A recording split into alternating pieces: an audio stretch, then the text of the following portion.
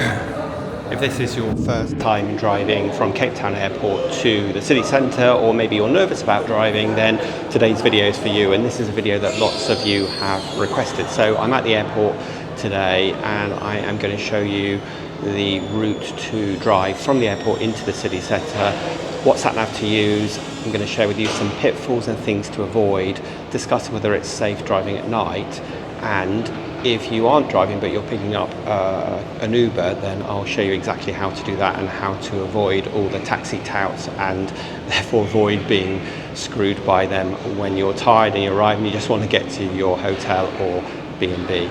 So if you're ready, grab your keys and let's get going. Okay, first of all, when you arrive, you are going to come out from international arrivals and you're going to see lots of people holding up signs. Some of them will say Uber, and some of them will just be taxis. And I would absolutely avoid one of these. They are not Uber. They are just trying to con you to take their taxi, probably ask for cash, and charge you way more than you should pay. Anyway, once you come out of here, if you are taking an Uber, then turn on the Wi-Fi. There is free airport Wi-Fi, so if you haven't sorted out your SIM card or your data for your phone, don't worry, because you can use the airport Wi-Fi. Order your Uber and then follow the signs to e-hailing, which I will show you, and I'll show you exactly the area that you're going to need to go to pick up your Uber. They have designated area in the Parkade 1. So just follow the signs to parking, and obviously if you're picking up a car, follow the signs to car rentals, all nicely signposted. It's quite quiet right now because there isn't actually a flight landing. I've actually just dropped James off, sadly, to take his flight home, so I thought I would record this while I'm at the airport. So it's not so busy right now, but normally it would be. Anyway, you're going to walk along this corridor. Once you've got all your luggage, just keep walking in a straight line and following all of the signs. Pass by the Discount pharmacy and you'll see just after that the signs for e-hailing and car rentals and also parking. So you're going to turn right here and we're going to head outside of the airport. And then we're going to take a right as we exit.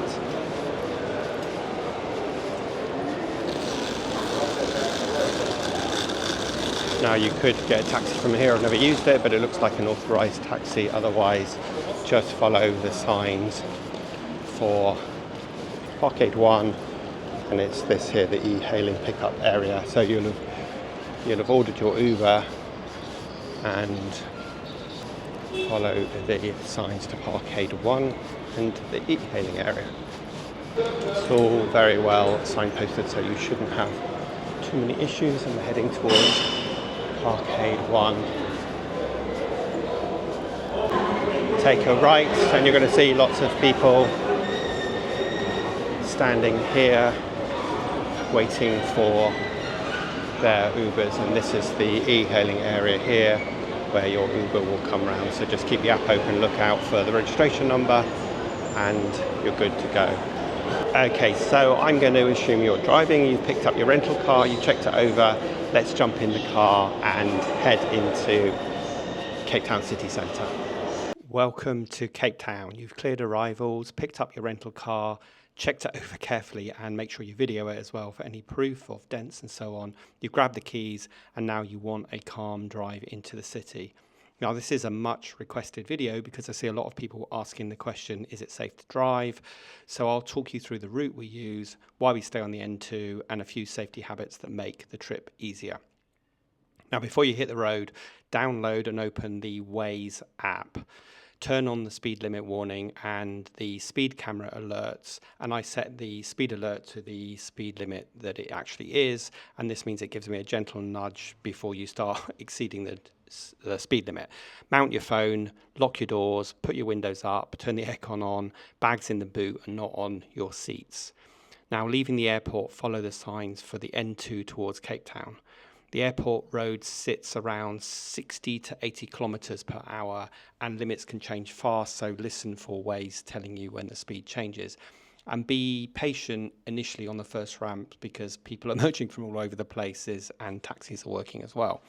Now, once you're on the N2 westbound, settle into the middle lane until you match the flow. Limits move from 100 to 120 kilometers per hour, and Cape Town uses lots of fixed and mobile speed cameras. And Waze helps because it tells you the speed limits, but you still need to keep to the speed limits. Don't think because you're on vacation you are immune from speeding tickets, or because you have a rental car you won't get a speeding ticket. Trust me, you can, and I have. Now, when you're driving, keep left, like you would anywhere, unless you're passing. And if someone sits on your bumper, which doesn't happen that often, just let them go. Don't slam on your brakes to teach them a lesson. The last thing you need is an accident driving from the airport. So let's talk about some safety while you're driving. So as I say, mount your phone on the dashboard, bring a mount with you. Obviously don't drive with it in your hand. Put your windows up, turn the aircon on, lock all the doors, and keep your valuables out of sight. And if you do need to check maps or stretch, then use the sign exit at a petrol station or a busy car park. Definitely don't stop on the hard shoulder unless it's an absolute emergency. Now, here is a big tip. Do not turn off the M2 to save yourself 5 minutes if there's loads of traffic.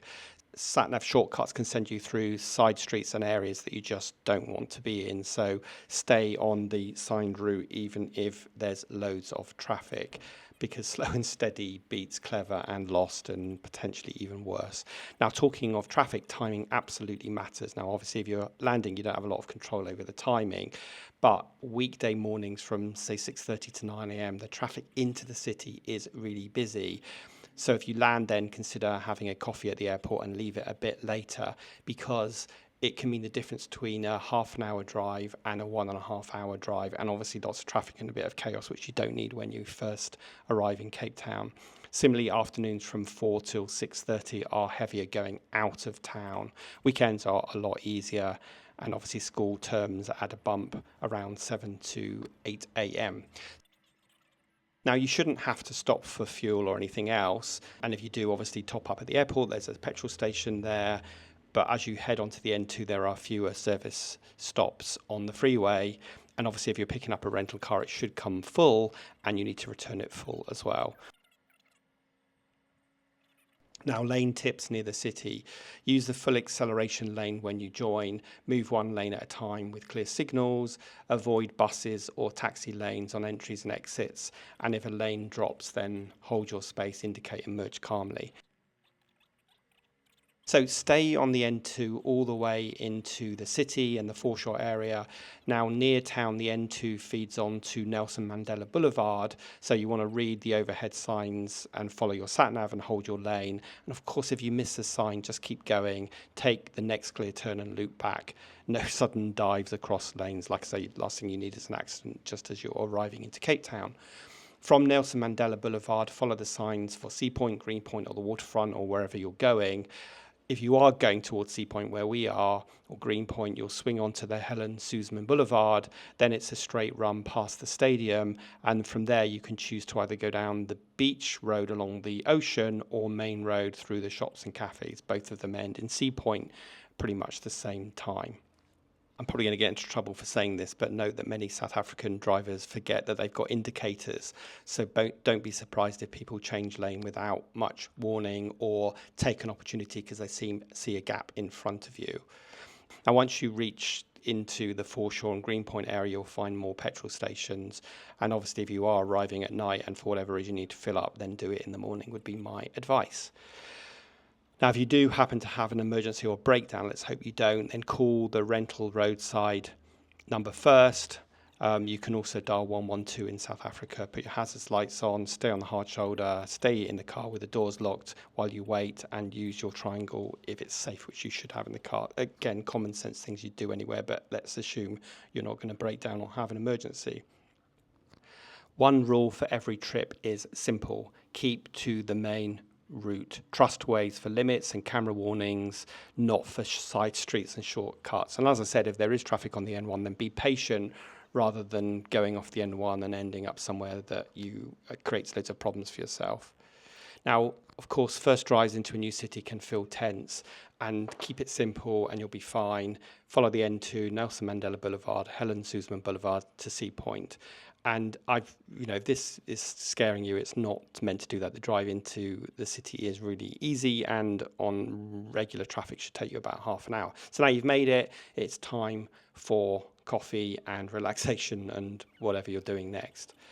So if this video helped you, because as I said, a lot of people have asked me to record this, then tell me what you want to see next. Do you want to see more about the cost of living in Cape Town, a day in my life as an expat living in Cape Town, as a retired person living in Cape Town, or do you want some other driving info?